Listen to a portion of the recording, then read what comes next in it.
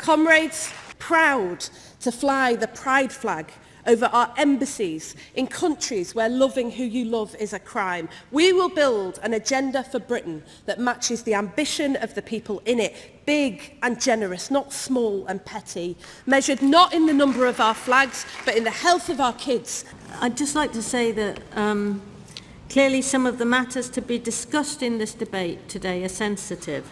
And I know many delegates will feel very passionately about the issues, and I'm sure that everyone, despite their passion, will remember to manage that and conduct an inclusive and respectful debate. Free Palestine! Comrades, it is my generation's turn to play our part in ending apartheid in Israel. The Guardian report published on the 3rd of September highlights that Labour in local government have supported 8 times the level of refugees than Conservative councils. Comrades. On the 15th of September, a tripartite military agreement was signed between the US, the UK and Australia, referred to as AUKUS. The AUKUS agreement will see the US and the UK supplying 8 nuclear-powered military submarines to the Australian Navy, enabling it to operate undetected underwater for longer. The agreement includes artificial intelligence, cyber warfare, and both underwater and long-range strike capabilities. It will give Australia weapons-grade uranium, the building blocks for a nuclear bomb. Of course, Australia has said it has no intention of building a bomb, but in the future, how can we possibly know? Boris Johnson says the AUKUS deal will promote stability in the Indo-Pacific region, but, conference, it's very much in danger of doing quite the opposite. China has condemned the agreement as extremely irresponsible. Does that sound like something that's going to promote stability? Workers in Australia are asking for our solidarity, and we've just heard from Lisa about the importance and the power of showing solidarity. Seafarers in the MUA section of the CFMMEU, the Australian Union, have called for international opposition to the reckless AUKUS announcement. Seafarers have already been stranded on coal ships. Their trades have been shut down as China reacts aggressively to this dangerous announcement, and France very unhappily. AUKUS breaks international law, it increases global tension, it risks starting a nuclear arms race, and we should be very clear about that. And we know as a Labour movement that real security only comes from cooperation. It doesn't come from this dreadful deal that the vermin Tories have put on us, this AUKUS. Labour must lead by building opposition. We must lead on this. So please support this emergency resolution.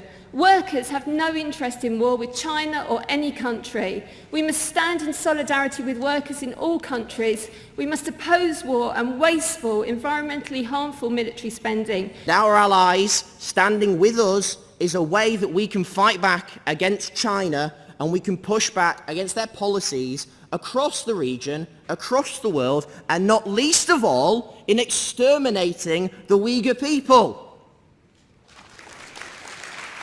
Thank you very much, Delegate. And now I'm afraid that more than 1 in 7 people are neurodivergent, autism, dyslexia, and the whole spectrum of conditions. That's 1 in 7 people in this room. Comrades. 3 more speakers from this side of the hall. And could I highlight, I want the speakers to reflect the diversity of our great party. So any individuals from Black, Asian, minority ethnic communities. I will now take some speakers from the floor.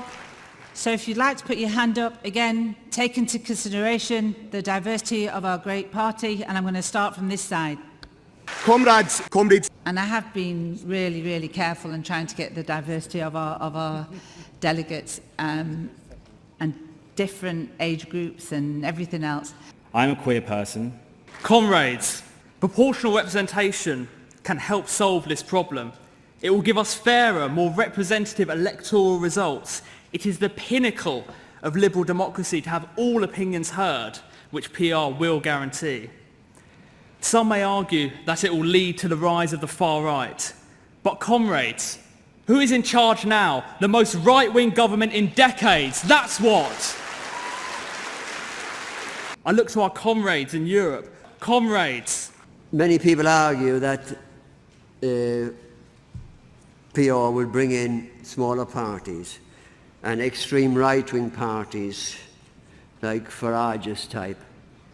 They would only be replacing extreme right-wing Tories already in government.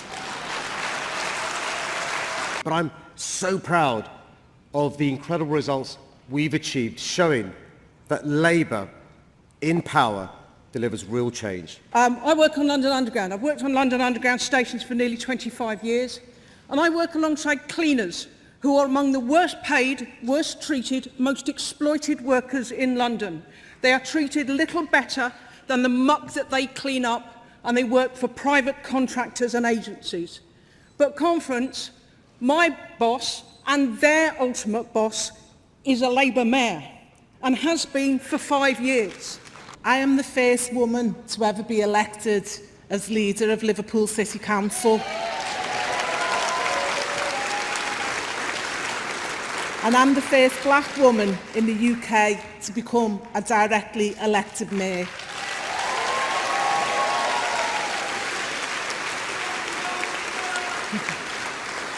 I am the City Region's portfolio lead for employment and skills and equality and diversity and inclusion. And not only am I privileged to run my city, but also play a part in leading the region. I just want to take this other moment to just celebrate other women as well. Kim Johnson has become the first black mayor in Liverpool, and I'm really delighted that Mayor Tracy Brabham has become Metro Mayor for West Yorkshire. It's a celebration for all women, all the leaders being Labour leaders. It doesn't matter where we sit on the party. We can have our decisions, we make our decisions in line with our values, particularly around social justice. And I'm really proud of our region's records on social justice. And we must build equality into the system. And I don't care how we do it. I don't care if we have quotas or targets or shortlists, but we have to make sure that those devolved authorities are representative of our communities. Comrades. And the peace has sustained because it was forged in the values that our movement holds dear: equality, human rights and social justice. Growing up in London, I would see people speaking about the SNP, especially in 2014. People would say, oh, look at the SNP, look how progressive they are, look how left-wing they are, let's be like the SNP. But I don't want to be part of a legacy of a party that has so increased the amount of drugs deaths in Scotland, longest cancer waiting times in the UK, the widening educational attainment gap. That's not part of a country that I want to be in. And I really think